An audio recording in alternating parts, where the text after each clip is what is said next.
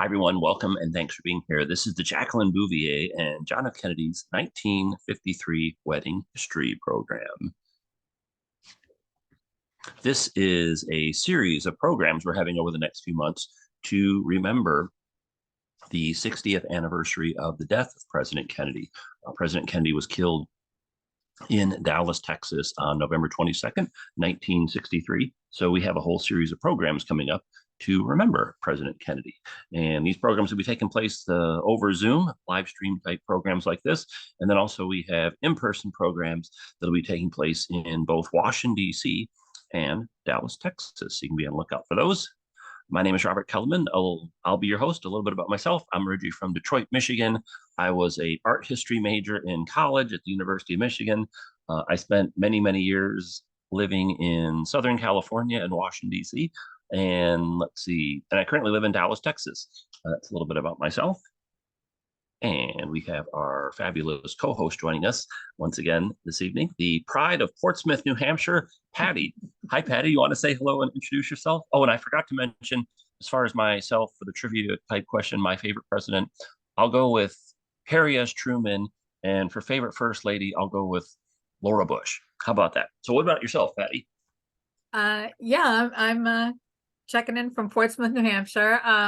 Truman's a good choice, but I don't know, especially when things seem like they're kind of tumultuous around this country. I always go back to Abraham Lincoln because it's like inspiring that somebody can hold it together. So gives me hope. Okay. And what then about for a favorite first lady? First Lady, there's so many that are accomplished in so many different ways, but I'm going to go back with my original inspiration is Elizabeth Eleanor Roosevelt. Okay, well, that's cool. And then what about, thank you, Patty, for joining us once again this evening. You were with us earlier. So we had the earlier program. Any particular thing you found most, say, interesting or striking about the Kennedy's wedding, or anything you kind of recommend people be on the lookout for? Yeah, again, I don't know how much understanding people have of Catholic weddings, but there's a reason. It's actually kind of amazing that there are two pictures that seem to have been taken inside the church during the wedding, because the church does not allow photography during the mass. So that's one thing. And just I just think it's interesting, all the spectators there looking at the style of dress, flashing back to the 50s, noticing how many of the women who are just coming to gawk are wearing hats, which was very common at that time. And yeah, I have this tendency to like sort of understand history in terms of cultural change. And so those are the things I tend to draw attention to. And one thing about this wedding, both the Kennedys in their way and the Bouviers in their way were considered like newly arrivé. And so there was a lot of celebrity value. And Joseph Kennedy, who had been very involved in a lot of areas, but was very media savvy and had owned Hollywood studios. And was friends with William Randolph Hearst, of course, the publisher. So he was very media savvy, and he really stage managed the careers of his sons. That was his dream from the beginning, to have a son that became a president. And initially he was focused on Joseph, his namesake son, who died during World War II. So then Jack was the next oldest to Joseph, and the father's attentions got turned in that direction. So there's so much dynamic involved in the whole family saga. So there's a lot of hints of all that here, but it's not clearly spelled out. So I encourage people to check into it further if they're intrigued by all this. Okay, awesome. Well, thanks, Patty. We'll dive into some topics in a little more detail a little bit later. And then we also have our good friend, Brad, the pride of Falling Waters, West Virginia, joining us. Hi, Brad. How are you? And you want to let us know your favorite president, your favorite first lady, and what you found most, say, interesting or striking about the wedding, or recommend for people to look on for? Yeah, hi Robert and Patty. I'm here in Falling Waters, and my favorite president at this point was George Herbert Walker Bush, and his wife is the First Lady Barbara Bush. I thought she was phenomenal in that role. I think the coverage of the wedding that we saw earlier, I want to warn people that they've colorized a lot of these pictures. That's a very imprecise uh, art, and so you may get a little confused by some of the colors, but it's really beautifully done. Oh, good point. Yeah, thanks, Brad. So yeah, a lot of the photographs were black and white, but a few of them I pulled out are colorized. And they're a little bit interesting to look at the colorization, but as Brad said, it's not always exactly spot on the Well, way. for We have to look example, up. gladiolus flowers were pink, and then most of the art, most of the colorized pictures comes out as white. Hmm. Okay, But well, excellent. Yep. Oh, go ahead. Sorry. no, I was about done with that. I was just talking about the art of colorizing. Yeah, so we'll be on the lookout for that. So thanks, Brad. I appreciate that. All right, well, let's go ahead and get started.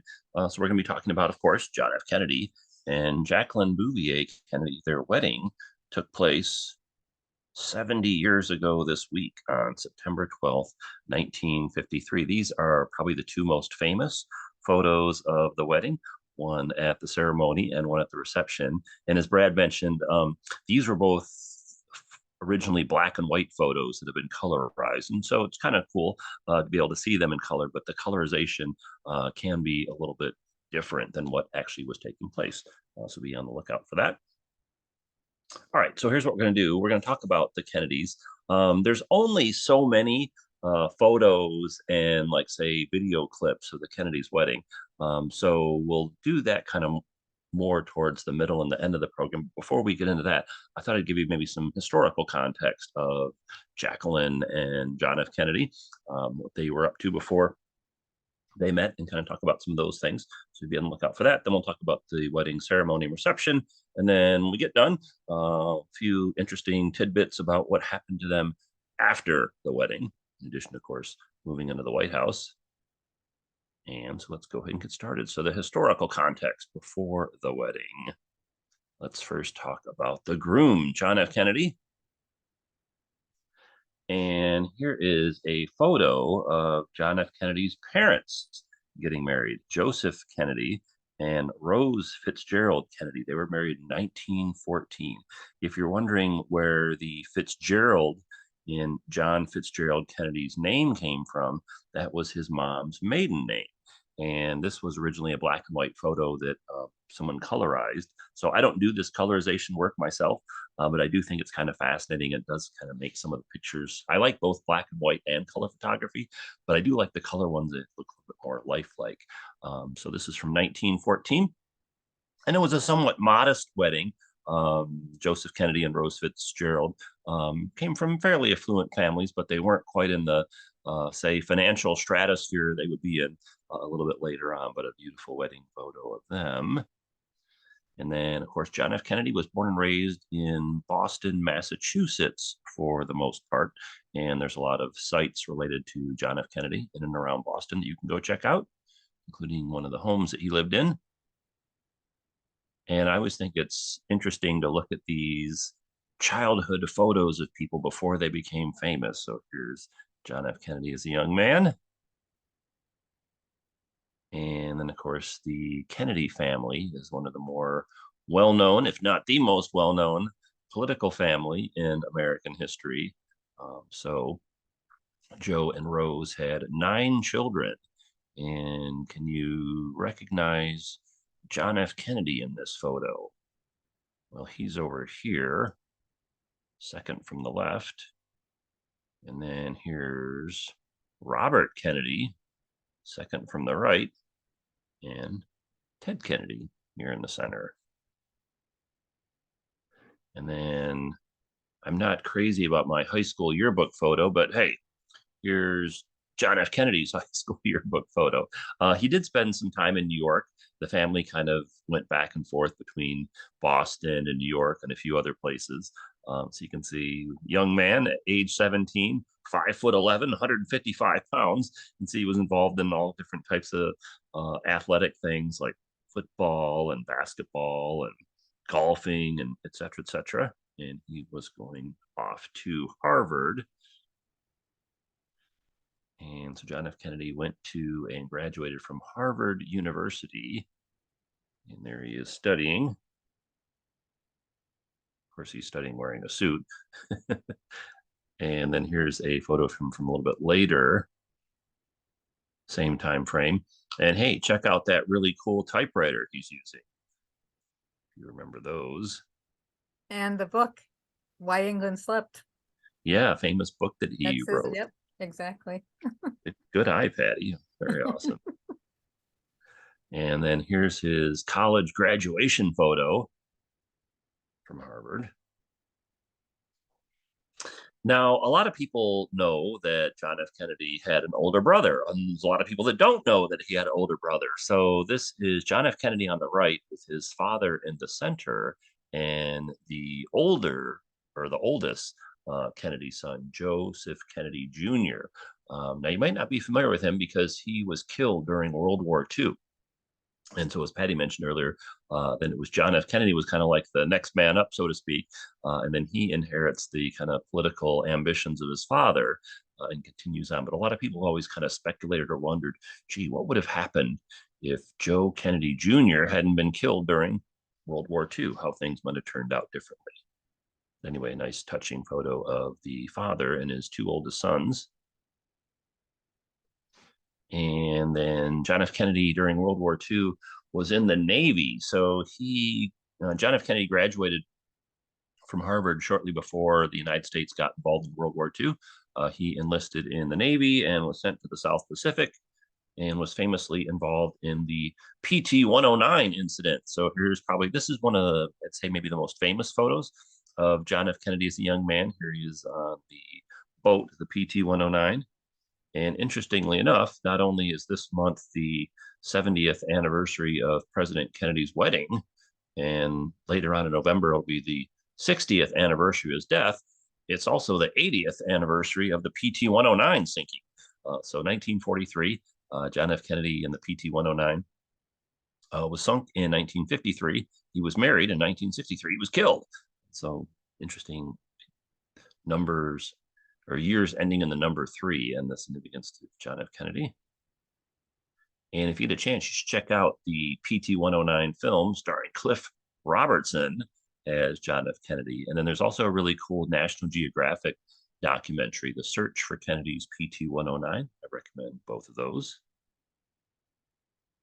And then here's a really cool early media coverage of John F. Kennedy when he was running for Congress. So Kennedy gets out of the Navy, World War II ends in 1945, and then he ends up running for a seat in the House of Representatives in 1946, and he ends up winning. And interestingly enough, another gentleman who also was in the Navy, who was elected to the House of Representatives in 1946 from California, was John F. Kennedy's political rival, Richard Nixon. So both Kennedy and Nixon served in the Navy in the South Pacific, and they both ended up getting elected to Congress in 1946. John F. Kennedy from Massachusetts, Richard Nixon from California. And they kind of talked about how early in their careers, they had a great deal of respect for one another and kind of were on friendly terms. And then, of course, later on became political rivals. But an interesting media piece on John F. Kennedy nonetheless. And then here he is campaigning. And when we had the earlier program this morning, a lot of people were commenting on the youthful appearance of John F. Kennedy and Jacqueline Bouvier in some of these pictures, and how thin people were, and the style of clothes they wore, and their hair styles, and all that kind of stuff. So yeah, really interesting to look at these old historic photos. And John F. Kennedy would win a seat in the House of Representatives in 1946. And then how about this? So this is his passport photo from a few years later, from around the time that he met Jacqueline Bouvier. So there you go, John F. Kennedy's passport photo. All right, let's talk about the bride, Jacqueline Bouvier. Now, I have never been able to find any wedding photos of her parents. It's sometimes hard to find wedding photos, historical wedding photos from, say, like before the, I don't know, mid 1900s, because while there were wedding photos taken periodically, they weren't as commonplace as they are now. So I've never been able to find a wedding photo of John Bouvier III and Janet Lee Bouvier. They were married in 1928. There's a couple of nice photos of them a little bit later. And you can see they were very dapper looking and aristocratic. And Jacqueline Bouvier spent her childhood in a number of different places, mostly though for her early years. Her home base was New York City and the Hamptons, which is outside of New York City. So that was kind of her home base for the first, say, 11 years of her life. And some early photos of her.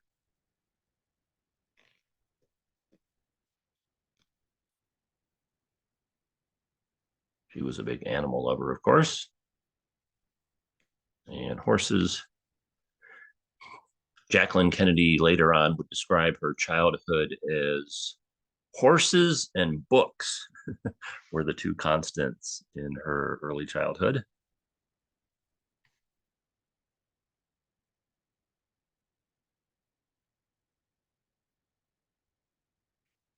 And then a personal tragedy struck Jacqueline Bouvier when she was a young lady. Her parents got divorced, which divorce at this time was very uncommon. And Jackie was really distraught by this, although it did have somewhat of a silver lining to her parents' divorce, because her mom, and this is Jackie's mom here, this is Jacqueline Bouvier back here, her mom remarried, and this is her stepfather.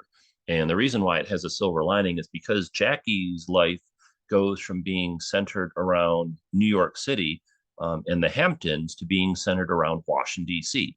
And that's important because Jackie would end up going to college in Washington, D.C. She'd end up getting a job there, and that's where she would end up meeting John F. Kennedy. So I kind of always wondered, like, gee, I wonder if her parents would have got divorced. Maybe she would have stayed in New York City her life, and she wouldn't have met John F. Kennedy, perhaps. Of course, speculation. And this is a photo of, again, Jacqueline Bouvier's mom, her new husband, or Jackie's stepfather, and then the extended family. Her mom and stepfather had a few children amongst themselves. And then this is the home that Jackie was living in from the time she was around 11 or so until she ended up marrying John F. Kennedy. And this is in a place called McLean, Virginia. It's a wealthy suburb outside of Washington, D.C. You can see that's a very beautiful home.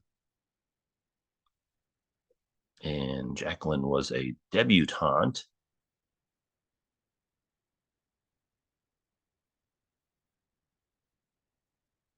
And then here's her high school yearbook photo. Jacqueline Lee Bouvier from McLean, Virginia, also known as Jackie. And you can see most known for her wit. And then this is interesting, ambition, not to be a housewife, which that seemed like a big deal now, but back in this era, in say 1947, majority of women were housewives at some point in time during their lives. So kind of interesting that she has different intentions, so to speak. And she's also wearing the pearls, which is one of the things that she would become known for as First Lady. So interesting high school yearbook photo, Jackie. Oops, hold on one second. And then even though her parents got divorced and Jacqueline stayed with her mom, oh, hold on one second. What's going on here? Hold on. Okay, thanks for your patience. All right, so here is Jacqueline Bouvier and her sister Lee. Of course, Jackie's on the left. And again, I really like both men and women looking at these old photos to see people's clothing and fashion styles and the way they do their hair, et cetera, et cetera. Patty brought up a really interesting point in the earlier program. This was an era when a lot of women had short hair. Patty, what's the story on that? Well, traditionally women's hairstyles tended to be longer. But of course there was the period. So during times when women were feeling their oats or feeling like more moving forward in society, and life, shorter hair became much more popular. And usually was followed by a kind of reactionary move toward long hair. So if anybody remembers the 60s, long straight hair became the thing very soon thereafter. Okay, that's interesting. I didn't know that, Patty. Thank you. Appreciate that. Let's see. And then another picture of Jackie and her sister. They had a really interesting relationship. They were very, very close, but a lot of people say they were also kind of rivals in many ways. So interesting relationship between the Bouvier girls or the Bouvier sisters. And where did Jacqueline Bouvier graduate from college? She went to a couple different universities, but she ended up graduating from George Washington University, which is in Washington, D.C. Remember, I said earlier, sure, her life from the time she was about 11 or 12 was really centered around Washington, D.C. And what was her major? It was French literature. French literature for Jacqueline Bouvier. And then this is a graduation photo. So not like the kind of graduation photo where like, the photographer comes to the school, but like her family had her all dressed up and posed for a photographer. And this is also a very famous photo of her from early in her career. So she has just graduated from college. She's got the pearls and the gloves and looking towards the camera, see what life is going to bring her. Now, what was Jacqueline's career before she was first lady? I think a lot of people just kind of assume she was always first lady. Well, no, she was a journalist. She was a reporter and a photographer for a newspaper called the Washington Times Herald. The Washington Times Herald is no longer in existence. It was actually purchased by the Washington Post. And Jackie was a reporter slash photographer. Look at that cool camera that she's got. So she'd travel around the city interviewing people and taking pictures and stuff. And I always kind of wonder what impact Jackie's media career had on the Kennedys because they were very media savvy. And Patty earlier was talking about how Joe Kennedy Sr. was very media savvy and had connections with Hollywood and all that kind of stuff. And kind of a similar thing with Jackie. And so put those skills to good use. And then here's a picture of her. This is a woman who's feeding goldfish at an office building. And so Jackie's got her camera there and she's moving in the position to take her photo. And I think this is another one of those kind of tidbits where a lot of people know that Jacqueline Kennedy was a journalist, or I should say at this point in time, Jacqueline Bouvier. A lot of people know that she was a journalist before she met President Kennedy, but a lot of people don't know that also. So kind of an interesting hit or miss tidbit. And then here's her passport photo from around the time that she met John F. Kennedy. One of the things that was interesting about them that they had in common, they had both traveled extensively. So now that might not be a big deal if someone from the United States goes to, say, Europe or Asia. But in the early 1950s, that was not the case. So John F. Kennedy had been overseas in the Pacific. He had traveled to Europe several times and had been to Asia. Jackie had traveled extensively as well. She actually spent one of her college years in Paris. So the fact that they had kind of this international travel experience was something that was kind of unusual for people of their generation. And so that was something they clicked on. All right, so I'm recording this program for our YouTube channel, but it includes a few video snippets, and I can't continue the recording with the video snippet. So what I'm going to do is I'm going to pause the recording, and then I'm going to play the video. And then once the video is over, All right, and speaking of presidents and first ladies, or future presidents and future first ladies getting married, obviously there's a lot of presidents and first ladies that were married before photography came along. And so here's a depiction of what George and Martha Washington's wedding was like back in the day. If you get a chance, there's a really great book about Martha Washington that goes into a pretty detailed description on what her wedding was like, and really interesting to read about the kind of comparisons and contrasts with modern weddings. And Abraham Lincoln and Mary Todd. Grover and Frances Cleveland. Grover and Frances Cleveland actually married at the White House. Grover Cleveland was a bachelor president, and he married Frances Cleveland in the White House. And then Herbert and Lou Hoover. Some of the presidents and first ladies that were married in their earlier days, there's not great photographs of, just because, like I said earlier, wedding photography didn't really become a big thing until, like, say, I don't know, the mid 1900s. I mean, there are wedding photos that exist of people that were married before then, of course, but not as many. The whole wedding photography thing really kind of escalates in, say, the mid 1900s, in my opinion. All right. How and where did Jacqueline Bouvier and John F. Kennedy meet? What do you think? Were they fixed up on a blind date? Did they meet on Tinder? Were they next door neighbors? What do you think? Well, they met at a Georgetown dinner party. Georgetown is a neighborhood within Washington, D.C. And John F. Kennedy and Jacqueline Bouvier met at a dinner party in Georgetown in May of 1951. The dinner party was hosted by this gentleman, Charles Bartlett.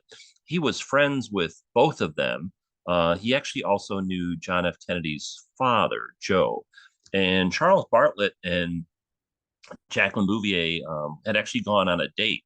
He was a journalist himself. He ended up crossing paths with Jackie. They got to know one another. He asked her out, and they went on a date, and they got along pretty well. They just both realized it wasn't a, say, quote unquote, love connection, but they stayed in touch. And then Charles Bartlett ended up marrying another young lady. And then he and his new wife had a dinner party at their house, and they invited a few different people over. And two of the people they invited this particular evening were John F. Kennedy and Jacqueline Bouvier. And the dinner party took place in May of 1951 at this house, 3419 Q Street Northwest. So if you're familiar with Washington, D.C., this is in the Georgetown neighborhood. And the house isn't open to the public, but it's really cool. It's owned by a guy who's a big Kennedy buff. And then there's a plaque outside signifying the fact that this is the house where the two of them met. And really kind of incredible to think, like, gee, how would history have turned out differently had these two not met at the dinner party at this house? And here it is. And then the evening festivities began with drinks and hors d'oeuvres outside in the backyard. So this is the back of the house. And so if you can imagine having drinks and hors d'oeuvres and chatting amongst the guests taking place here. And then people moved to the inside of the house, and they enjoyed a nice dinner. And we had kind of an interesting discussion on this earlier. So the main course for dinner this evening, what would you eat at a dinner party like this? Well, in 1951, it was chicken casserole. How about that? Chicken casserole was the main course. And supposedly, according to the guests, John F. Kennedy was in heavy flirting mode with Jacqueline Bouvier. She was much more demure, though. She was actually in a relationship with someone at this time. And she was friendly enough, but she wasn't kind of giving him back the flirtatious intentions that he was while they're eating their chicken casserole.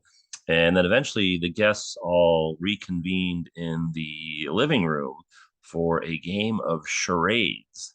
So chicken casserole and charades was taking place in this house when John F. Kennedy met Jacqueline Bouvier way back in 1951. And then he tried to make a move on her by offering to either walk her home or to perhaps share a cab together to take her home. And she was like, no, I have my own car, thank you, and jumped in her car and took off. And so off she went. And they actually ended up, this was 2 years before they got married. And so they didn't like immediately start dating right away, but they did stay in touch with one another. And then eventually they did go out and things kind of progressed from there. And John F. Kennedy supposedly told friends of his about Jackie. He said, quote, I've never met anyone like her. Um, now, now, when she started to get to know John F. Kennedy, she was thinking that he was a lot smarter than the other guys that she had dated. I'm kind of paraphrasing some quotes and letters that she wrote, but she basically said a lot of the other guys she dated were dumb, and she was really attracted to the fact that he was really smart. And I think some people don't maybe underestimate John F. Kennedy's intellect. He's kind of known sometimes as kind of being like, a pretty boy kind of guy, but he's very intelligent. And then she also liked the fact that he was very ambitious and he's going places. He's a congressman, and et cetera, et cetera. She did have a big concern about his career, though. He was just 100% focused on his political career. And she kind of wondered if he would have time to, invest in a relationship with her, just FYI. And then Charles Bartlett ended up staying close to both Jacqueline and Jackie later on.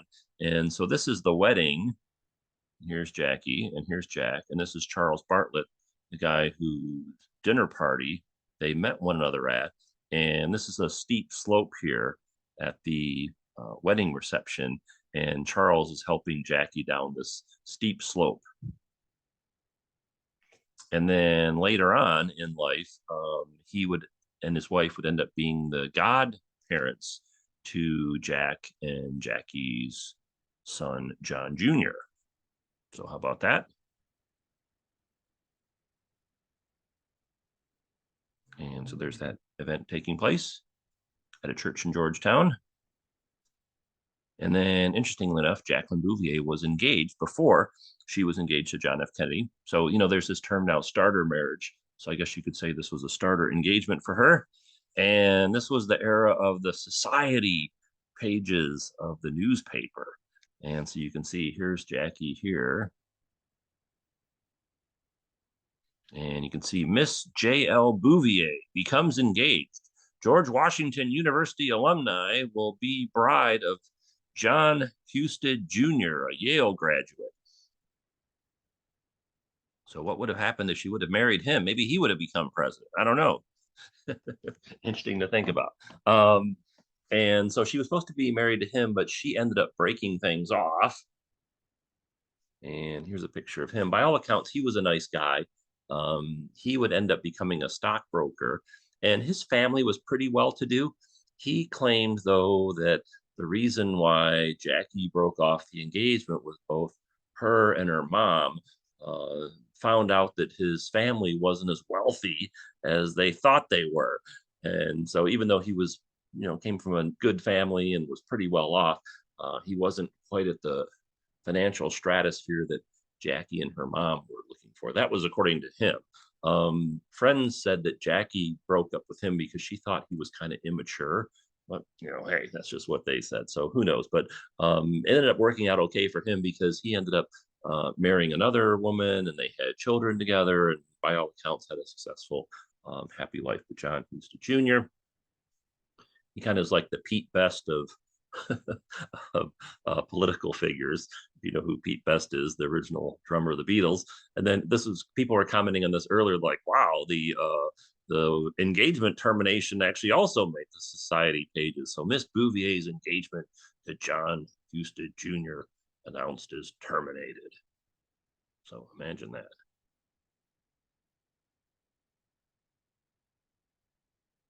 And then in a romantic relationship, there's this big turning point where one person meets the other person's family. Things are really starting to get serious when that happens. And so, again, it's 2 years in between the time where Jackie and Jack meet and they end up getting married. And so for a while, they were just kind of, there wasn't really much going on. And then eventually, John F. Kennedy and Jackie start dating, and things get serious pretty quickly. And then he invites her up to Massachusetts to meet his family. And so that's what ends up taking place. This is in Hyannisport, which is the Kennedy compound, even to this day. And so here's New York City over here, and here's Boston up here. And here's where that's taking place.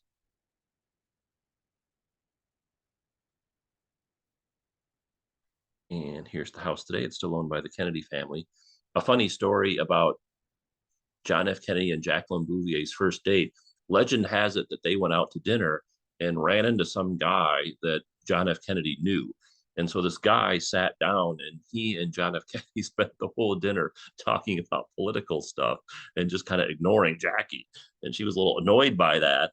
And so he kind of had to smooth things over with her to get a second date, and things kind of progressed from there. So yeah, he almost blew it on the first date that he had with her. But he was able to kind of patch things up, so to speak.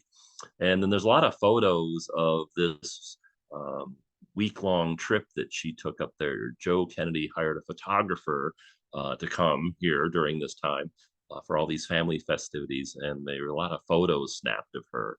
And so you can see different images of her. So there she is.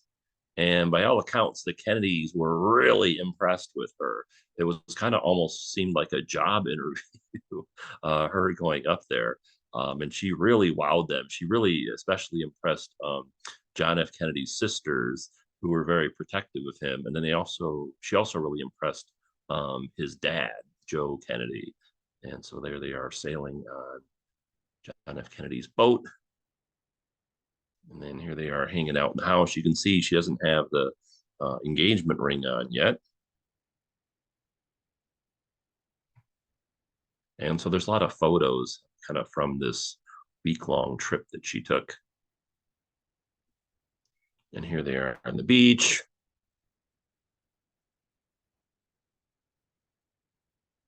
I think at this point he's telling her about the PT-109. And then at this point, I think he's asking her if she's ever thought about living in the White House. No, I'm just kidding. Here's a colorized version of the same photo.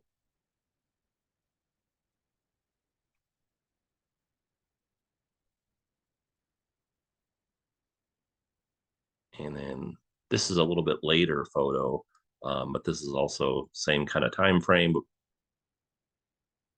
And then going back to other future presidents and future first ladies who got married, here is Franklin Eleanor Roosevelt. So here's Eleanor Roosevelt.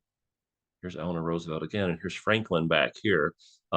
People oftentimes, when they see these historic photos, they comment that, gosh, the people must have been unhappy. They look so miserable. Well, that was just kind of the way it was with photography back then. People were more likely to be serious and not smiling and joking around and all that stuff. But anyway, Franklin Eleanor Roosevelt. And then here's Harry and Bess Truman from Missouri.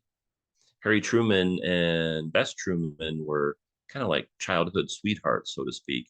And then he went off to Europe during World War I, and they had a long distance relationship, and he came back to Missouri and they got married. And then here's Dwight and Mamie Eisenhower. Dwight, of course, was in the Army, was a Army officer.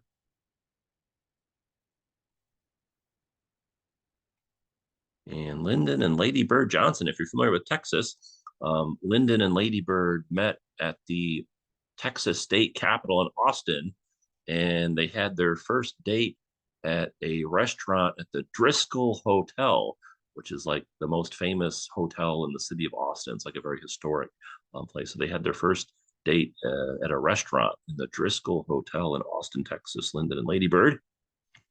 And then the proposal. So this is interesting tidbit. So John F. Kennedy and Jacqueline Bouvier got engaged at a restaurant in Washington, D.C. And you can actually go visit this restaurant. It's called Martin's Tavern. You can see here it was established in 1933. It's in the Georgetown neighborhood of Washington, D.C. It's actually just a few blocks from the house where they first met, ironically enough. And there's this place called Proposal Booth. The tavern is on Wisconsin Avenue. And the engagement took place on June 24th, 1953. Remember, they met in May of 1951. So this was 25 months after they first met. And then here's Martin's Tavern in more recent times. It's actually a good place to eat. So if you're in Georgetown looking for a nice meal, you can check out Martin's. And they have outdoor dining, weather permitting. And then if you go inside, it's got like this old school kind of tavern restaurant look to it. And this is actually the booth that John F. Kennedy and Jacqueline Bouvier were sitting in when he proposed. And there's a little plaque here that signifies that that's where this event took place. Then, of course, you got this nice view here of Georgetown. And then here is the plaque, the proposal booth, where JFK proposed to Jackie, and she said yes. And then another view of the booth. So if you ever want to go check this out, you can. Now, this restaurant's not very big, and Georgetown can be kind of a busy place. So, I mean, if you just show up here and you're hoping to sit at this booth, it may happen, or there may already be someone sitting in there. So you just have to see how it goes. But anyway, kind of cool that they have this nonetheless. And then this is a placard outside in the window talking about the proposal booth. JFK and Jackie frequently dine in booth 3 at Martin's Tavern, as he lived only 2 blocks from the tavern. He used to, before he met her, he used to like to go here after church on Sundays and read the paper. And then, having just returned from covering the coronation of Queen Elizabeth II for the Washington Times-Herald, remember Jackie was a reporter, Miss Jacqueline Lee Bouvier accepted Senator John Kennedy's proposal in booth 3 on June 24th, 1953. And then this government official actually witnessed this taking place. And years later, he provided his recollection of this event. He said, "I was in Martin's Tavern sitting at the bar having a drink. I'm sure it was a martini. It was the cocktail hour. Senator John F. Kennedy and Jacqueline Bouvier were sitting in the booth by the window. I recognized them both. After the senator proposed and she accepted, the news ran through the restaurant. After the senator proposed, and then that night we didn't know his future and what it would bring. In hindsight, it was great fun to witness a part of history." So again, imagine how different history would have turned out had they not met at that dinner party, or had she not accepted his proposal at Martin's Tavern. And then if you want to see some of these places associated with the Kennedys in Georgetown, like those 2 sites, and then there's, let's see, 3 different homes that they lived in before they moved into the White House. The 2 homes that Jackie lived in after she moved out of the White House, after the death of President Kennedy, are also in Georgetown. Their son, John Jr., was born in Georgetown. The church that they went to was in Georgetown. And so if you want to go check these sites out, I'll be leading this in-person tour in Washington, D.C. on Saturday evening, September 23rd, and you can check that out. It's posted on our meetup site. It's not posted on our Eventbrite site just yet, but it'll be done so in the next day or 2. So be on the lookout for that. And it's, of course, free, and come join us. All right, let's talk about the engagement. All right, back to the society pages. Senator Kennedy will wed Miss from Newport. So I thought we'd switch gears and get Patty to come on. So Patty, I'm thinking maybe there's some people that don't know what the society pages are. And since you were kind of brought this up earlier in your program, any kind of insight into what this was from days gone by? I remember what these pages were, but I'm thinking maybe some younger people like that. Yeah, I didn't catch the tail end of what you said, but yeah, most major newspapers, and that would include the New York Times and the Washington Post, and they had what were called the society pages. I think nowadays those few that still have them call them lifestyle and things like that. But yeah, so that was kind of a measure of where you stood in the social world in any of those major towns and cities. Boston Globe, same thing, would have that. And some people might remember them when there still were a lot of local papers. Young girls locally would, be noted in that. But yeah, it was before social media, way of like telling people what was going on out in the world. Yeah, it was very different. Like somebody this morning had noticed the notice of her canceling her engagement, and they said they had never heard of such a thing, that the canceled engagement was published. And I said, oh yeah, if you kind of could gauge how important you were by if any part of your life fell off the society pages, you knew you were done for. But yeah, so and there was a lot of it, in some ways it kind of paralleled like the movie fan magazines, but it was, it was more of an East Coast thing, and it sort of maintained a kind of quote unquote dignity. And things that like debutante balls would be published there, everybody's name would be listed, graduations, all kinds of things like that. Yeah, because like look at this paper. It's actually not New York or Boston, I mean, Denver. So they made the news all the way out there. Yeah, and look at that first line: the single girls in Washington will do well to weep. That would be the kind of folksy, kind of things. And Wording that you wouldn't use today. well, exactly. But yeah, this is kind of the beginnings of our fascination with these cults of personality. I think it was endlessly fascinating to people who weren't living these kinds of lives, which would be the majority of Americans. But as the culture and media evolved, that became a definite direction. This kind of well, nowadays you would call people influencers. I mean, back in those days you would never look at that picture and think, oh yes, there she is, an influencer. But yeah, if you think about how our cults of personality evolved, this would be an early phase of it. Jackie, the early influencer. Yeah.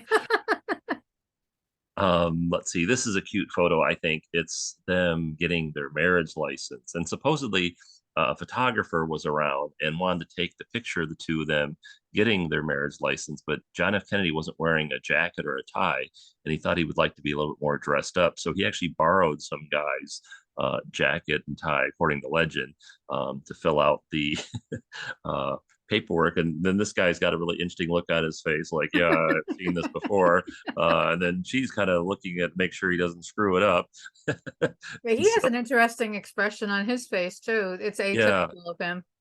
I don't Yeah. know if any of you seen it. There's a really cute painting by Norman Rockwell called "The Marriage License." I should have pulled it up and put it alongside this one because it's kind of a similar type of approach. But anyway, that's the two of them filling out the marriage license. Actually, that outfit is so atypical of him that it reminds me of the Obama tan suit scandal. Uh-huh. Yeah. Well, you can see like it looks like the It's kind of hanging off of him, yeah. yeah. Maybe that's not the perfect fit, but hey, it's all good. And then anyway, to go back to some wedding images of future presidents and first ladies. So I used to live in Southern California, and a great historic place is the Mission Inn in Riverside, California. And that's where Richard and Pat Nixon were married. I think this photo was actually taken after their wedding. I think they're actually holding like their marriage license, and I think they're getting ready to go on their honeymoon. So that was Southern California. And Patty was commenting earlier about how the whole look and feel of this photo is very West Coast, where a lot of these other images we've been looking at have been more East Coast. And of course, Richard Nixon and John F. Kennedy, arch political rivals from the same era. And then here's Gerald Ford and Betty Ford from my home state of Michigan. We had another interesting discussion earlier this morning about how Betty Ford was actually married before and was divorced. And Betty Ford, one of my favorite first ladies, if you read her autobiography, she talked about how Gerald Ford didn't care that she had been married and divorced, but his political team was really concerned about that. So they did everything that they could to keep that under wraps because they thought that would be really controversial. So really kind of interesting how women's kind of roles and place in the world have changed since then, fortunately. And then how about Jimmy and Rosalind Carter? I remember a while back, maybe like a year or two ago, we posted this picture on our Facebook page, or these two pictures on our Facebook page. And there's a lot of people that didn't recognize them at first. I was like, hey, who do you think this famous couple is? And they're like, no, I don't know. Who is it? The Carters. Oh, yeah, yeah. Now I see. Anyway, Jim Rosen Carter, he also was in the Navy. And Ronald and Nancy Reagan, also from California. So just kind of interesting to go back and look at these historic photos of future presidents and future first ladies. All right. So the wedding took place 70 years ago this week on September 12th, 1953. And here is the wedding invitation. How would you have liked to got one of these in your mailbox? So you can see this is invitation going out from Jacqueline's mom and her stepfather, requesting the honor of your presence, the marriage of their daughter to the Honorable John Fitzgerald Kennedy. By this point in time, he had been elected to the Senate, and the wedding's taking place Saturday, the 12th of September at 11 o'clock at St. Mary's Church on Spring Street in Newport, Rhode Island. And then this is a contemporary painting of what Jackie would have looked like on her wedding day. So yeah, imagine getting this in your mailbox. That would be pretty cool.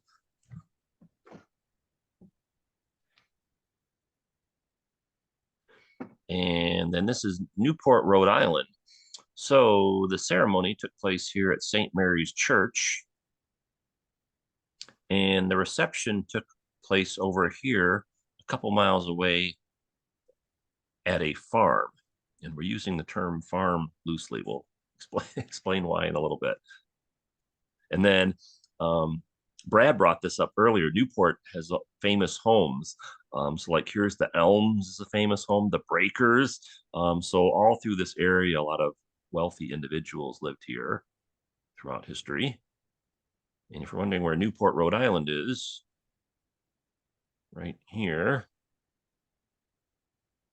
not to be confused with Portsmouth, New Hampshire, which is not too far away. Patty, how far is Portsmouth from Newport? Oh, mile. I would say a couple of hours. Couple of hours. Portsmouth not on this map. Again, nowadays there's so much traffic all the time. It's like probably more like close to 3 hours, but. So yeah, Massachusetts, Rhode Island, Connecticut, New Hampshire, Vermont, Maine, great states of New England.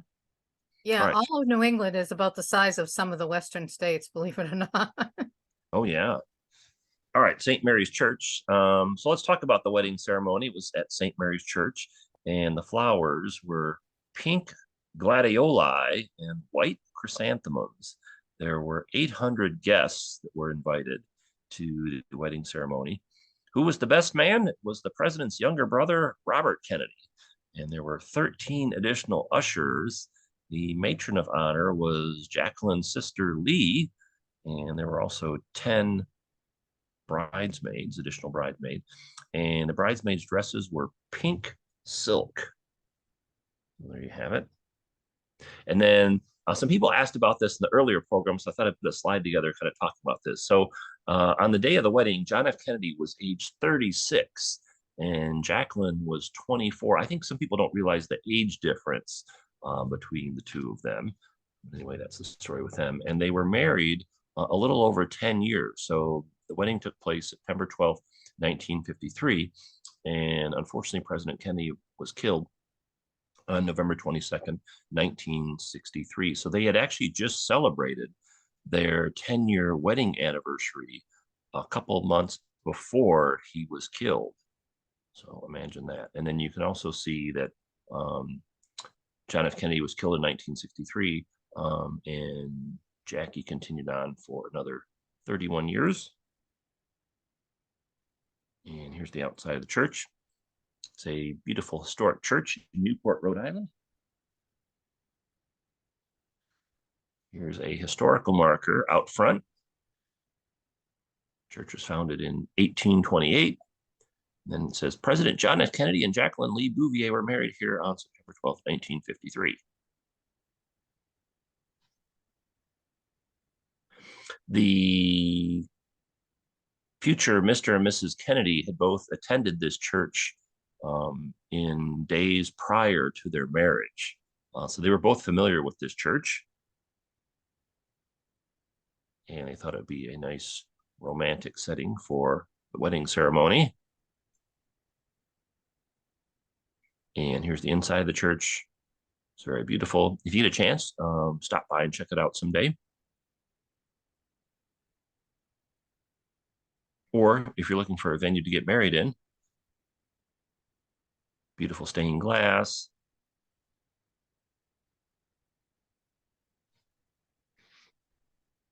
And then this is looking back the other way. And so you can see the bride will be coming through this door here and down the aisle. All right, let's talk about the ceremony itself. Here is the groom arriving.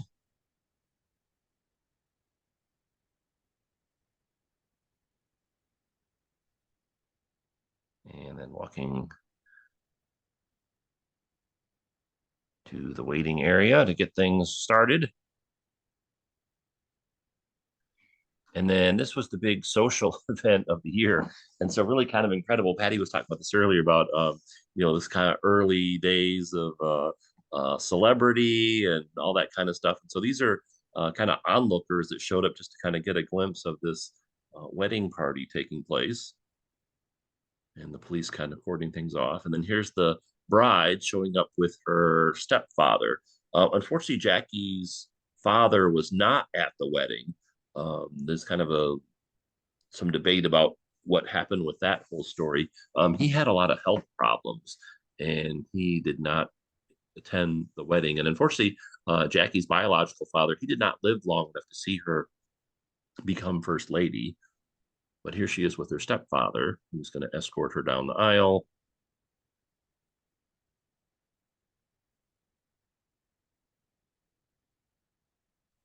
And so we're going back in time to September 12th, 1953, and the beautiful bride. And then going into the church.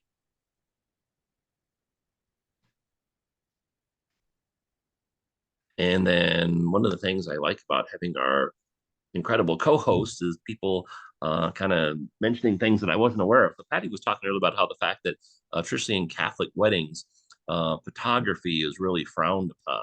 So there's not a lot of photos of the actual ceremony taking place. But somebody snuck this one in, and you can see Jacqueline being escorted down the aisle with her stepfather. And then here's another view with the guests in place and everybody standing. Somebody this morning, Robert, was saying that they had read that, which this is, I think, totally apocryphal, that her father was actually waiting in the third row. And when she approached the third row, he got up and escorted her the rest of the way. Absolutely untrue. Yeah, I hadn't heard that before. So amazing how these things get started, isn't it? Oh yeah. But anyway, there's a ceremony, and then here's a beautiful picture. Look at the sunlight shining in through the windows as they're taking their vows. Gorgeous. And so again, I wish I had more pictures of the actual ceremony, but that apparently is frowned upon traditionally, and so not many pictures of the actual ceremony. So it's nice that we have at least these three. I have a feeling there might have been a substantial donation involved in getting, because it really is. I was actually wondering about that myself.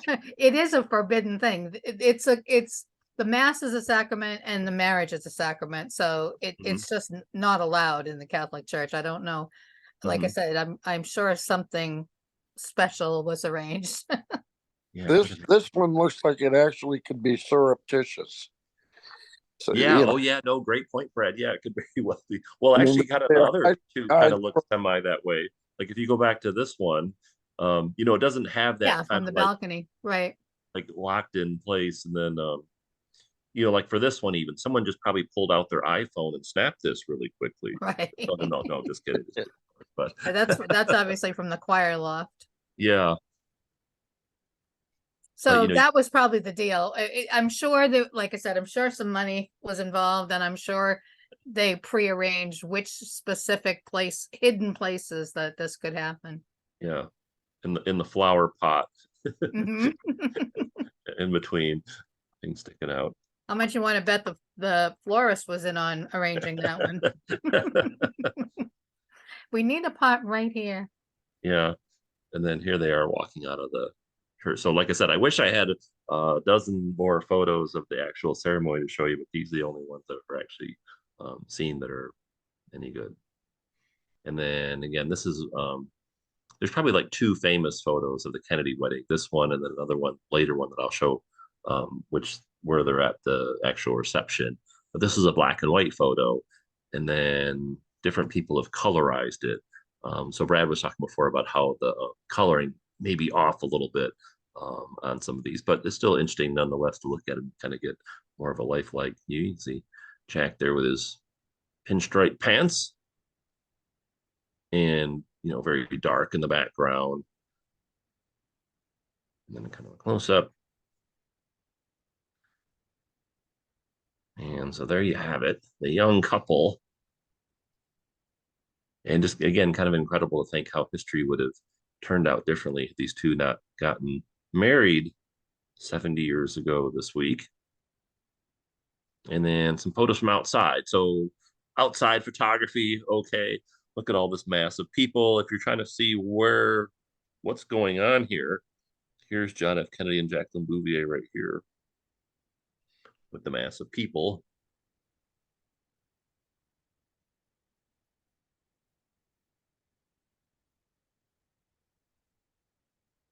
And then this is a slightly earlier for this is them coming out of the church. Look at Jackie. She's got like the, oh my God, look at all these people look on her face. And the policeman keeping people at bay.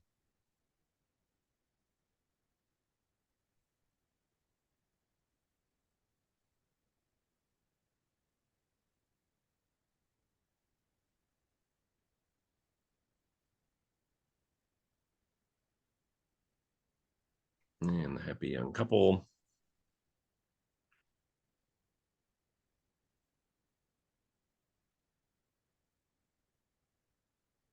And so this, of course, would be a little bit more than 7 years before John F. Kennedy won the election in November of 1960, become president.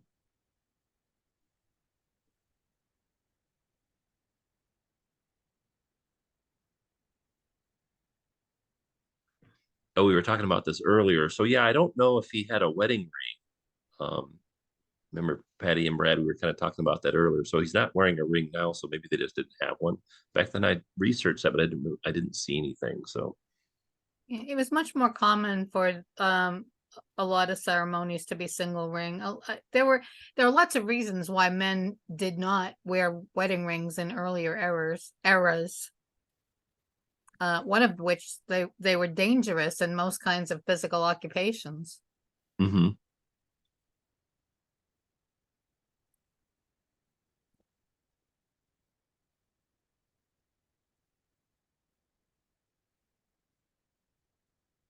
We'll talk about her dress a little bit later and her ring a little bit later.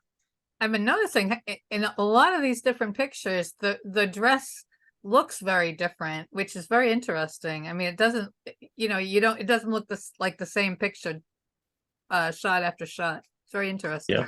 Okay. So let me do another video here, but hold on one second. I have to pause the recording. Okay, everybody wants to know about Jackie's dress, so let's talk about that. The dress worn by Jacqueline Bouvier for her wedding to John F. Kennedy in 1953 is one of the best remembered bridal gowns of all time. I mean, think about it. What are the most famous wedding dresses? I guess I'd maybe think Princess Diana's, maybe, or some others out there. Jackie turned to Anne Lowe, the trailblazing American designer, to create her ivory silk taffeta wedding dress, which included a portrait neckline and a bouffant skirt made with more than 50 yards of fabric. Meanwhile, she opted to wear her grandmother's heirloom rose point lace veil, held in place by clusters of orange blossoms, and carried a bouquet of pink and white spray orchids and gardenias. And there's a close-up of her. She, well, I'll tell you her thoughts on her dress in just a moment. I think it's beautiful. A lot of other people think it's a beautiful dress. She looks very radiant, close up at the bottom.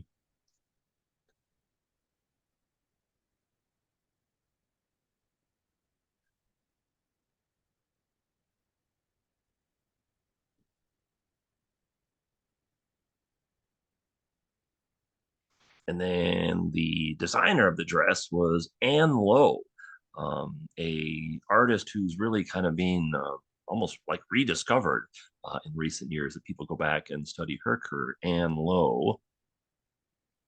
And here she is.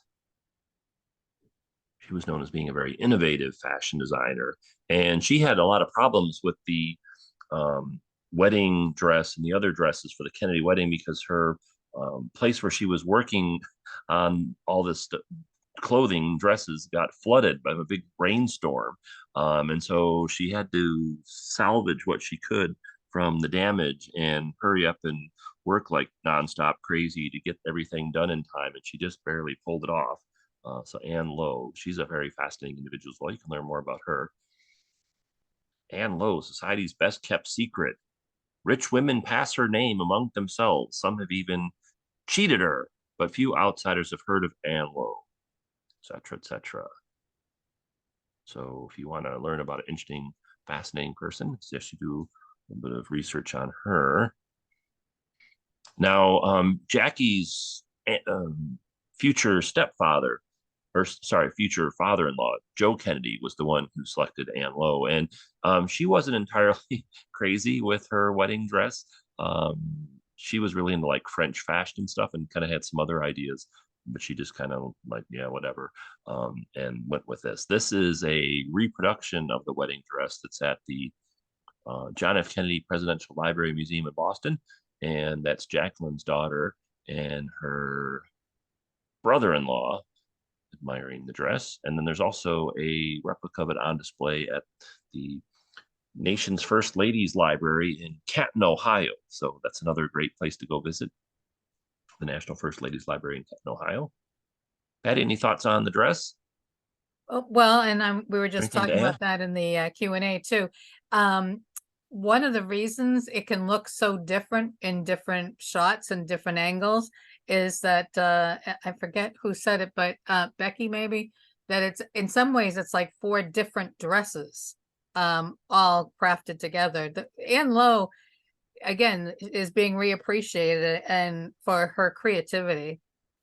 And yeah, she actually was known to have invented this particular bodice that was known to be particularly comfortable, as opposed to a lot of women's dresses in the day. They would be very uncomfortable to wear.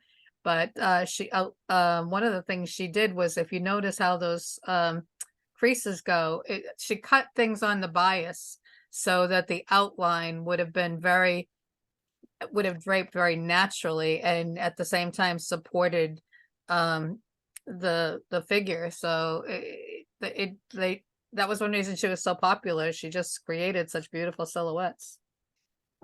Oh yeah, like I said, it's I mean, if you think of like what are the most famous wedding dresses, have to include this one on that list, partially because of Supposedly she actually ended, because of the flood in the shop, she ended up losing money on this, but there was just no way she was going to let this down. So like she worked, I think, nonstop for like 2 weeks before the wedding to recreate not just this, but all those bridesmaids dresses as well. yeah, and there were a lot of them. And And she there's wouldn't have tons been, of hand stitching in this. Yeah. yeah, I don't know if they had David's bridal back then either. Couldn't No. go use that as an option. They And couldn't, Don't yeah, think so. 50 that yards couldn't of be your backup fabric. plan. Yeah, What was that, Brad? exactly. I What don't. was that? I don't think Dave's bridal for the cheap bridal gowns there, and I'm not sure that one in New York. What is it? Not Garfinkel's. That was a Washington D.C. department store, Oh, right? Garfinkel's. Yeah, yeah. Uh-huh. Well, yeah, people who have read the society pages will probably remember the name Priscilla of Boston as well. She was a famous wedding dress designer for society Oh, brides yeah. for a long time. Okay. So there it is. And then what about the ring? Jackie Kennedy's engagement ring is one of the most referenced in history. The Art Deco design included a 2.88 carat diamond and a 2.84 carat emerald, both square cut and surrounded by diamond baguettes. In 1962, the then First Lady had the ring altered, incorporating round and marquee diamonds as well. So initially would have been these two pieces. For the wedding itself, Jackie also wore a diamond and pearl bracelet gifted to her by JFK the night before the ceremony as her something new, as well as a strand of family pearls and a diamond leaf pin given to her by her in-laws. So there you go, Jackie's engagement ring.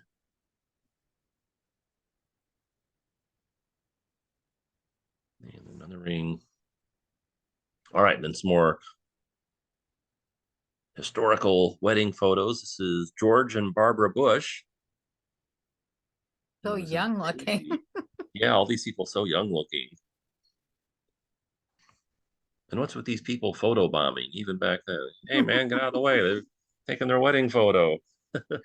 He looks like a waiter, I It's think. like, yeah, but look at that cake. I really want a piece of that cake. And then here's Patty's favorite, Hillary and Bill Clinton. I don't know if this screams 70s to anybody else, what it does to me. All it's missing is a crown of flowers.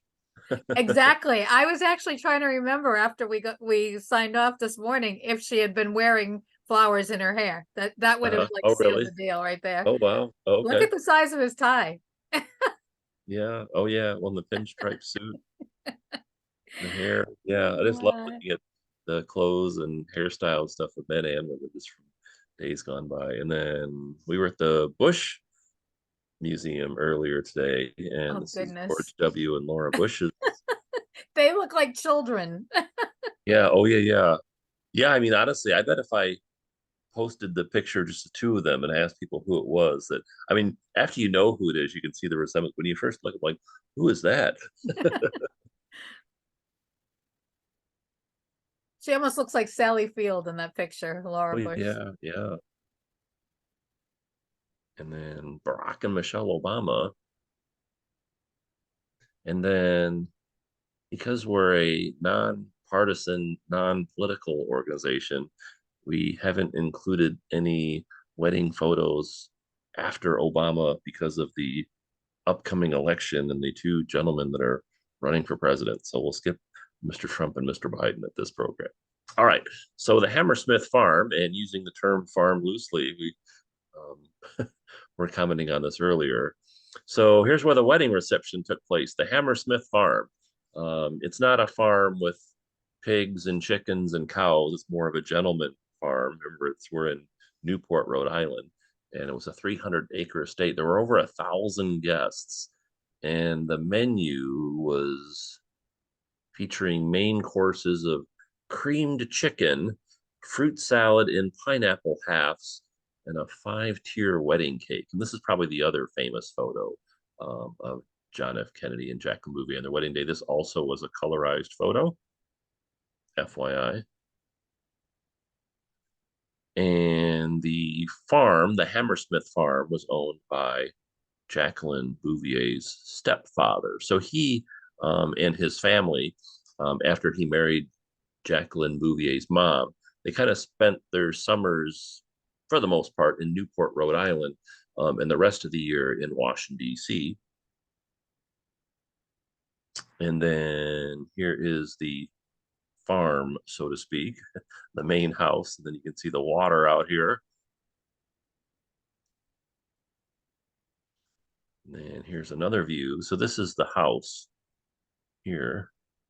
And you can see the water on one side and the water on the other side.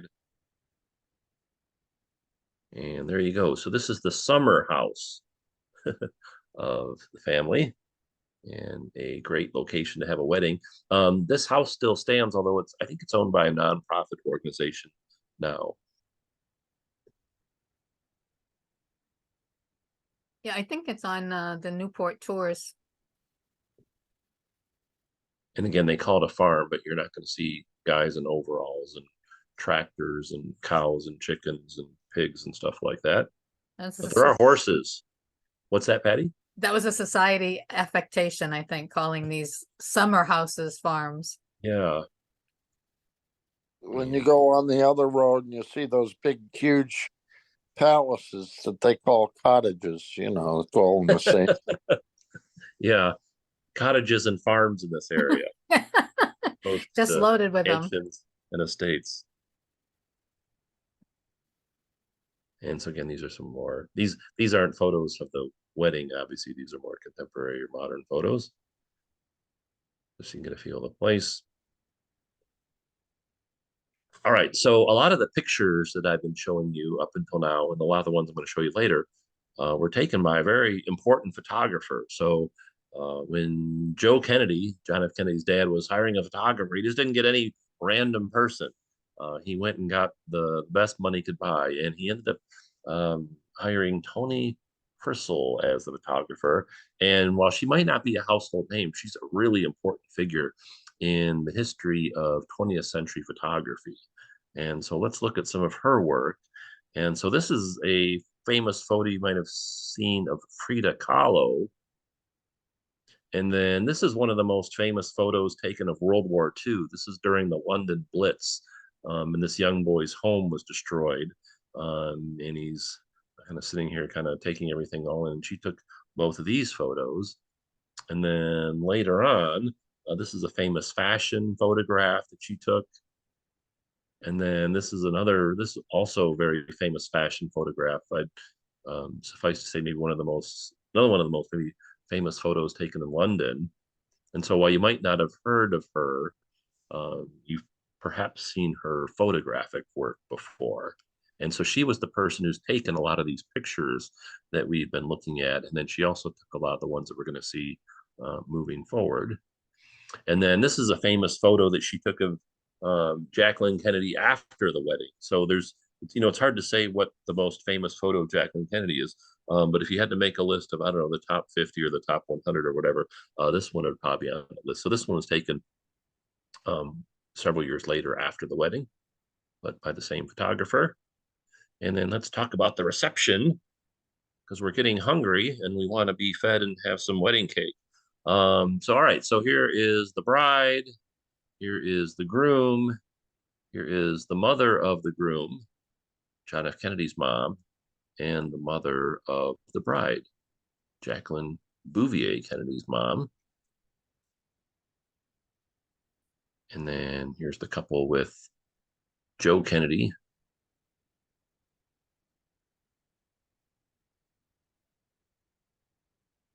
And here's the happy father of the groom.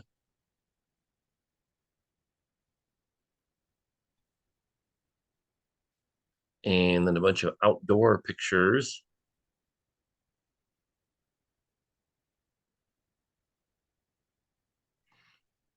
And then you might remember this photo from earlier. So this was Charles Bartlett, the gentleman who introduced them at the dinner party.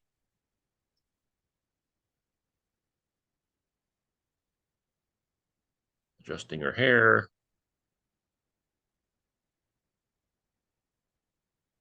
Getting into position for the photos. The bridal party. And again, it was interesting when Patty pointed out earlier the shorter hair. So thanks, Patty. Appreciate that. Well, I was also thinking too, this was the era of Audrey Hepburn, who was famous for that pixie cut too. So, oh yeah, good point. And then of course you can see the groomsmen's party over here.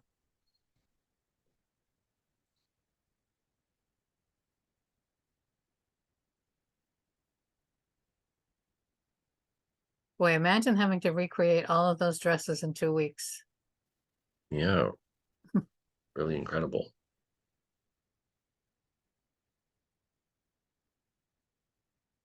Not sure what this guy is doing down here. Joking around.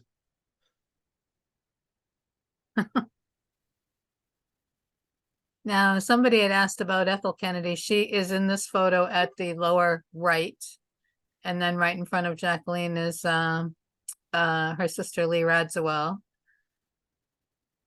Yes, right here.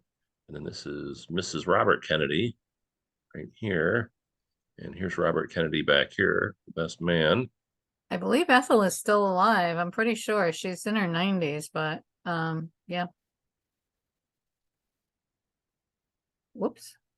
And then here's Ted Kennedy.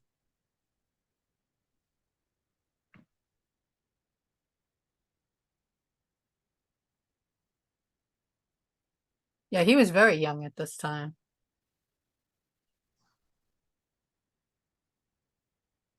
Even the men all have very short hair. Except for JFK, he's got a head of hair a lot of men would kill for. He always was famous for his hair. Yeah. Compare his hairdo to everybody else's. Yeah, that's a great point. It is very noticeably different. It's almost as long as his wife's. Mm-hmm. Not quite. Getting there.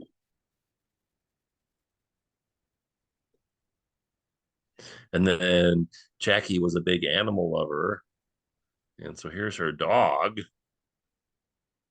brought into the photo.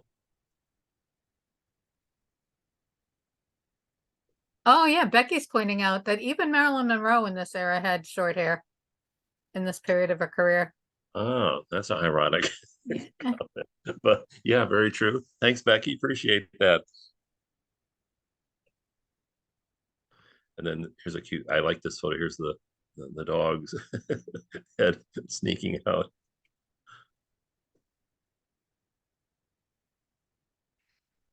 Everybody looking so happy. And then here's that famous photo again of taken on the farm. And a colorized version. We were talking about this also earlier. Notice how Jack's noticed the camera, but Jacqueline hasn't. She's staring directly at him, but he's observed that there's a camera in the distance or something in the distance. So interesting photo. She's looking at him, but he's looking at us.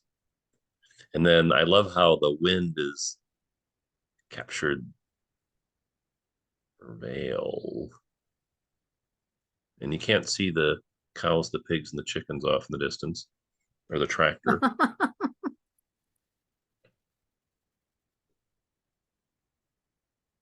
But beautiful photo nonetheless. And then the guest showed up. So this is a big political event because in politics, events like this playing a very important role. So I'm sure there's a lot of planning and decision making to who was and wasn't going to be on the guest list for political purposes. Because at this point in time, John F. Kennedy Center probably already thinking about higher ambitions. Oh dear. Leslie and Diane are both confirming that Ethel is very much alive and she's 95 years old. Oh, good. Thank you. I appreciate that.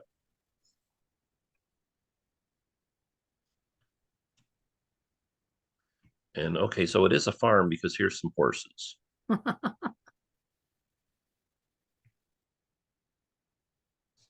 yeah, what a great experience be if we could go back in time and crash this wedding and check it out.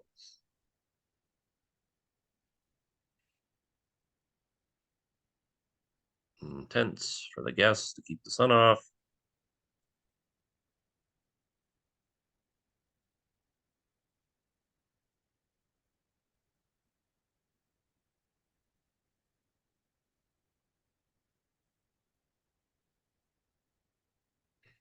I really like this picture. She has such a lovely expression on her face.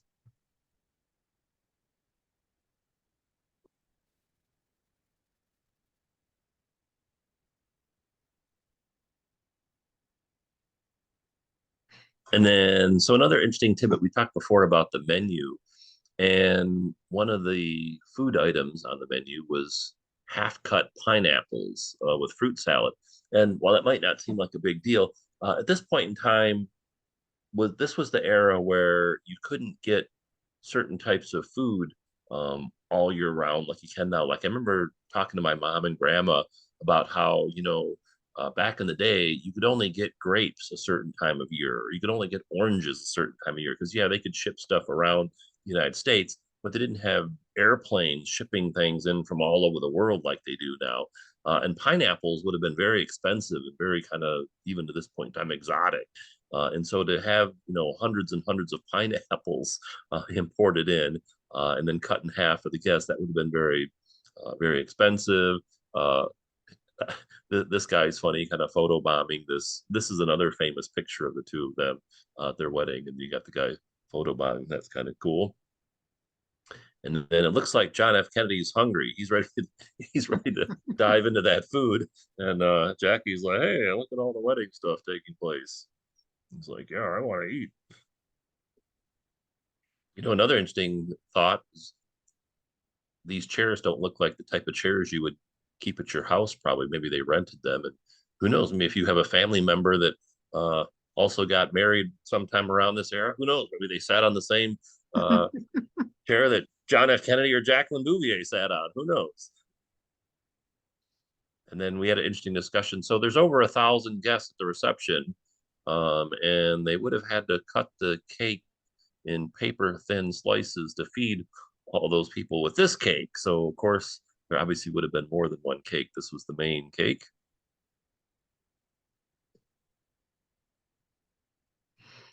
And the wedding party, having a good time. Here is Robert Kennedy, the best man, proposing a toast to his brother.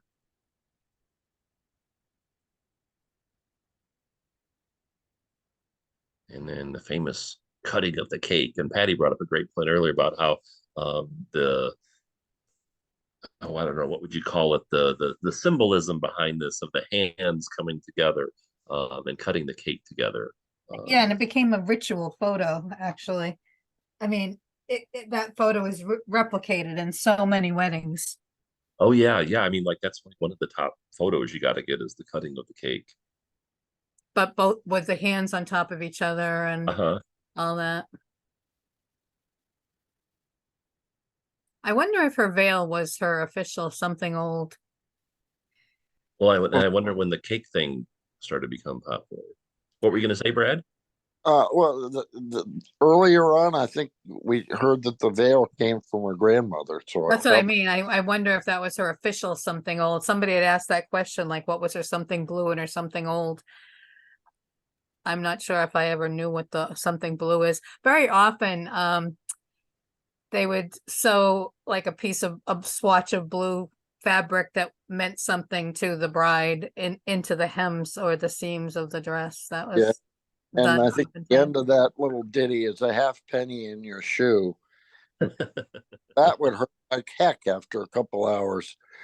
Yeah, definitely. After some dancing. So here's the 5-tier cake, and then you can see here's the house in the background, and all these bushes and stuff. So nice setting for them. But see what we're talking about with the dress, though. Different angles that you're looking at it, no matter how you look at it, there's always a significant detail that you wouldn't have necessarily picked out in an earlier picture or a later picture. It's it's just like a really beautifully created work of art. Yeah, it's like a sculpture. It is. And then they're having a good time. And then the famous throwing of the bouquet or tossing of the bouquet. Oh, and Leslie let us know that Montillo's made the cake. Oh yeah. Oh, okay. Or Montillo's, she's got it spelled 2 different ways, so I don't hold me to the pronunciation, but because somebody else had asked who made the cake, and I'm like, I don't Okay. Oh, I'm gonna have to research that for next time.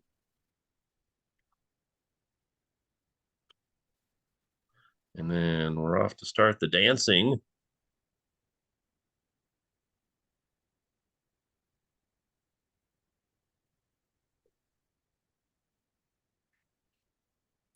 So a real fairy tale wedding for the prince and the princess. Oh goodness, Jeff wants to know who cut the bouquet. Do we know that? Yeah, that I'm not sure of. Good question. Quick, somebody Google it. I bet you it was one of JFK's sisters.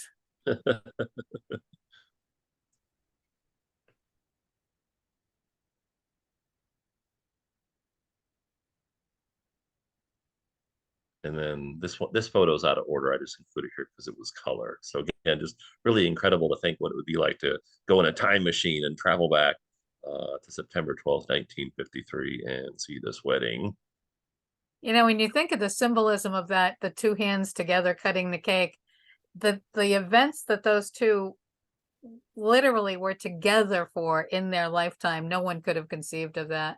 Even you know, the symbolism of this photo of gesture, but yet nobody could possibly have conceived of what would lie ahead for them. Oh yeah, I mean, I'm sure they knew that, Speaking of on, on, togetherness. on the bigger and better things, but what exactly those would have been Yeah, hard to. and their history, I mean, togetherness developed a whole new meaning if you think about it in their terms.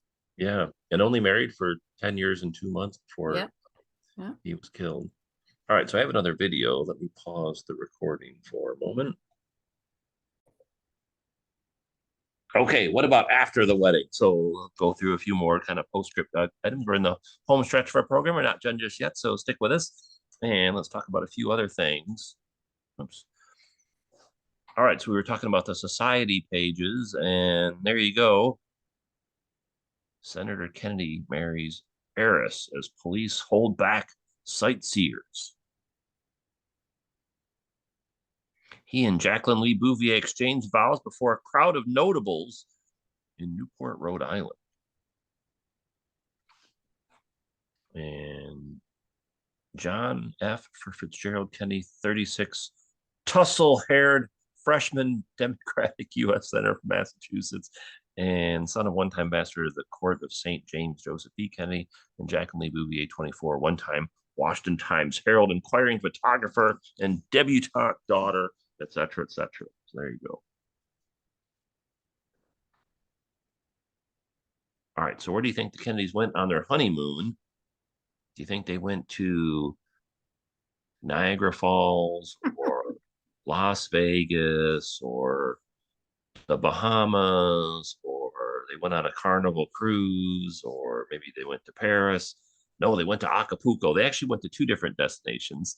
The first one was Acapulco. At this point in time, with kind of this is the dawn of the golden age of airplane travel.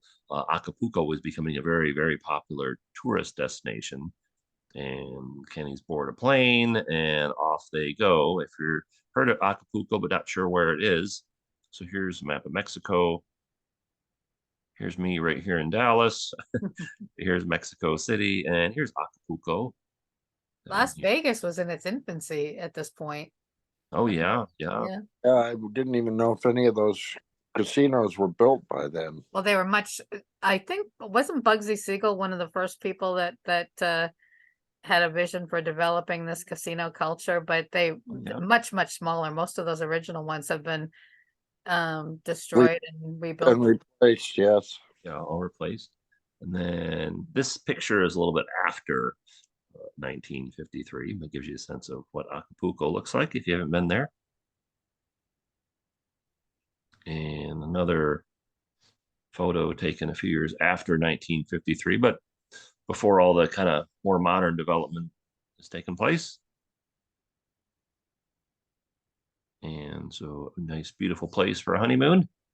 Nice and clean. Look at how clean and white it all is, white and blue. Yeah, and the beautiful water. Yeah. There's no chain restaurants and all that stuff. Tourist trap things. And anyway, getting back to the newlyweds, just some cute photos of them.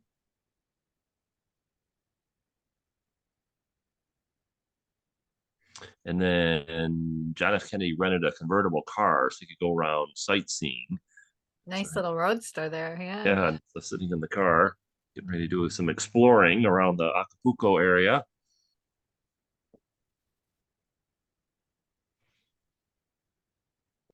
They must be going on a day trip because it looks like they have maybe a picnic basket or something with them in the back seat. Oh yeah. A hamper, as it would have been called in the society pages. Oh yeah, a hamper. Oh, okay. I didn't know that. Oh. So yeah, thanks, Pat. I didn't know that. That's cool. And then while they were down there, John F. Kennedy was in the Navy and boating and all that stuff. So he wanted to go fishing. So he actually went out, and while he was there, he caught this sail. He went up by himself uh, with some other people like tourists, and then Jackie stayed back at the hotel. And then he caught this sailfish. So then he went and ran and got her, like, "Hey, look, honey, I caught this big fish." So then he wanted her to pose with the fish, and she's like, "Why don't you put a shirt on before you pose the fish?" And so that's what he ended up doing. And then he actually was really proud of that fish. And then ended up kind of being transported around different places that John F. Kennedy worked at. Jackie didn't want that in the house. So he had to like essentially take it to work and kind of stash it in different places because she wouldn't let him hang it up in their house. That and the deer head. Right, exactly. I'm You not sure know, what the story is behind that one. bring those. Yeah, I think that that fish became sort of a running joke in the JFK group. Uh,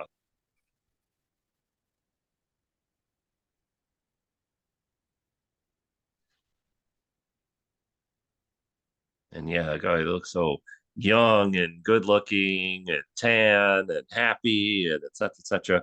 One of the things, remember, Jacqueline was a photographer, and so she took a lot of pictures during her lifetime. And so here she is with, it looks like an Instamatic camera. She's got, notice how much smaller it is versus that one that she had when she was a news reporter.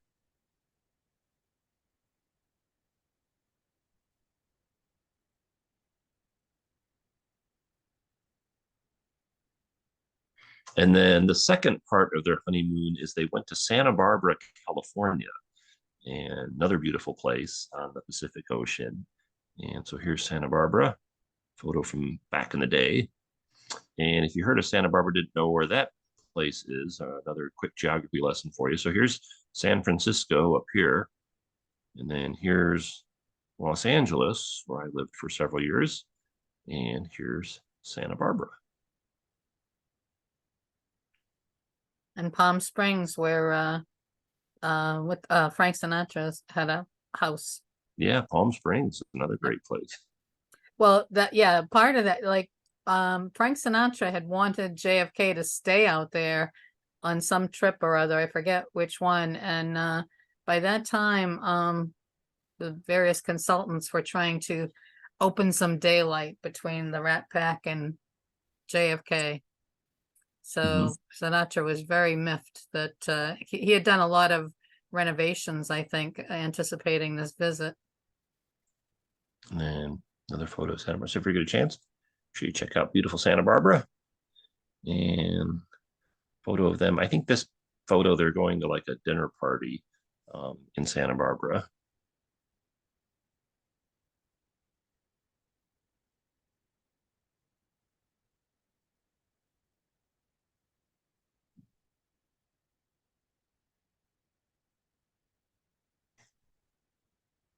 And then this photo, they actually went into a photo booth and took this picture. So kind of a cute photo of the two of them, spur of the moment. And then the newlyweds went back to Washington, D.C.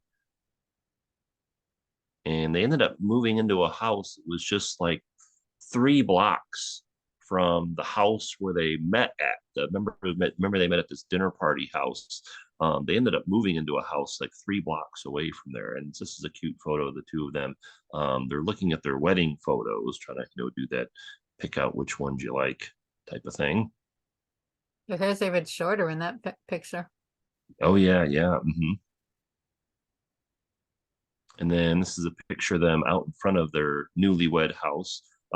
Jackie, after the wedding, she went back to school. So she graduated from George Washington University, but she went to Georgetown University. And she took a bunch of additional classes to kind of continue her education. So she's getting ready to go off to school, and then he's getting ready to go off to his job in the Senate. They're standing in front of their house, and you can actually see this house. We go see this on our tour. It's kind of interesting to look at the house in current times. It looks very, very similar. This is an interesting shot because she is dressed in such an iconic school, literal college co-ed outfit. Uh-huh. And I don't know how staged that is because it is so atypical of her look at any other time in any other photo. But I think it's it, like a college co-ed appearance. yeah, I think it is kind of a staged photo. I don't think Yeah, it just the, is so the different neighbor from. across the street just happened to be outside with his camera. This one. That's what I mean. It's just so if you look at the next photo that you put up, the next photo is much more typical of her all the time look. Uh-huh. And that photo just is so not Jackie. Yeah. So this is the same house, but in the back, and they're on their balcony. And they're kind of looking out over their backyard. And so for this one, a photographer from McCall's came and took a bunch of photos of them for a story he was doing about the two of them. And so he took this photo. But I always think this is a really cool photo because they're standing there kind of looking off into the distance and perhaps contemplating their future. But this is when they were still newlyweds at this point in time. One of my Yeah. favorites of the photos you use is the one of them walking in Georgetown together, and he's wearing just these ordinary old school kids. Like, Oh but yeah, yeah. Well, I love that picture because of that. Yeah. yeah, we'll see that picture in just a moment. So, and then there's always a lot of talk and discussion about their marriage and his alleged infidelity and the relationship between the two of them. If you go look through, I mean, there's thousands and thousands of photos of the Kennedys, but if you look at the photos, and there's a lot of pictures of them admiring one another, and so you can really get a sense of the love between the two of them, in my opinion. And so this is, I think, a very touching photo where they're out on a parade event. I think like so many relationships, theirs was complex, but it it never appeared that it was unfulfilling. Yeah, and I mean, On a yeah, number of levels. oh yeah, and I mean, who are we to judge if we weren't there Exactly. reading about it after the fact? But this is when he was running for president, and then this is at the inauguration. So again, remember they got married in September of 1953, and then in November of 1960, he was elected president. And then, of course, that's the beginning of Camelot.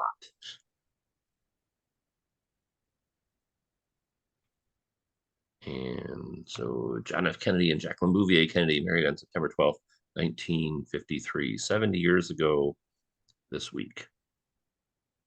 And as I said earlier, so we have a whole series of programs taking place over the next few months because it's the 60th anniversary of the death of President Kennedy. So in honor of him and his legacy and his contributions to our country and the world, we have a series of programs coming between now and November, live stream programs over Zoom, some in-person things taking place in Washington, D.C., and then some in-person things also taking place here in Dallas, Texas. And this was the photo that Patty was referencing a minute ago. So one of the events we have coming up, it's a free walking tour in Washington, D.C. So I live in Dallas, but I used to live in Washington, D.C. for many, many years before moving here. And so one of the things I used to get a kick out of doing was showing people around the Georgetown neighborhood and pointing out all these different places that are associated with the Kennedys. And so if you want to join us for our free walking tour, we take place on the evening of Saturday, September 23rd. Unfortunately, because I'm only in Washington, D.C. for a few days, I can only do the tour once, but maybe I'll be able to do it again at some point in time in the future, like maybe next year. It's kind of cool because we actually go to this spot where this photo was taken. And it's really interesting to see how the street looks almost exactly the same as it did when this photo was taken, 69 years ago. Because this photo was taken less than a year after they were married in 1954, and it's really cool to go back and see the street looks almost exactly the same. And then yeah, his sneakers and the clothing and all that stuff. So a really cute photo of the two of them. Anything And else on this photo stand out for you, Patty? You well, Phyllis just pointed out that this style of pant was called pedal pushers, and it was very iconic fashion in those days. Oh really? Oh, I didn't know that. Yeah, Oh, okay. it sort of come mid calf. Oh, okay. Well, that's cool. Well, thank you. Appreciate that. See, I always learn a lot doing these programs. And then, well, so we had a busy day today. Earlier today, we were at the George W. Bush Presidential Center in Dallas. So we were learning all about George W. Bush, Laura Bush, and the 9/11 Memorial. We had a great turnout for that. If you missed us, we'll probably be going back to the Bush Museum at some point in time in the near future. So you can be on the lookout for that. If you want to join our in-person events we have in the Dallas-Fort Worth area, you can check us out, our Dallas, Texas History and Culture sister group. And you can find our events on Eventbrite, Facebook, Meetup, and YouTube. And then this was a walk that we had a few months ago in the Bishop Arts District in Dallas. And here's me in the back with the pink shirt. So come check out. Nice crowd, Robert. Yeah. Well, thank you. Appreciate that. And then, as I mentioned, so this program is being recorded. If you want to watch it again, if you joined us late, if you know anybody else that would be interested in learning all about the Kennedy's wedding, I won't be able to post it on our YouTube channel till tomorrow or Monday, though, but it'll be out there eventually. And the name of our YouTube channel is Washington, D.C. History and Culture. Now, if you're watching us live, sit tight, because I have another short video to show you. If you're watching a recording of this, this is the end of our program. But if you're watching us live, just sit tight for a moment. And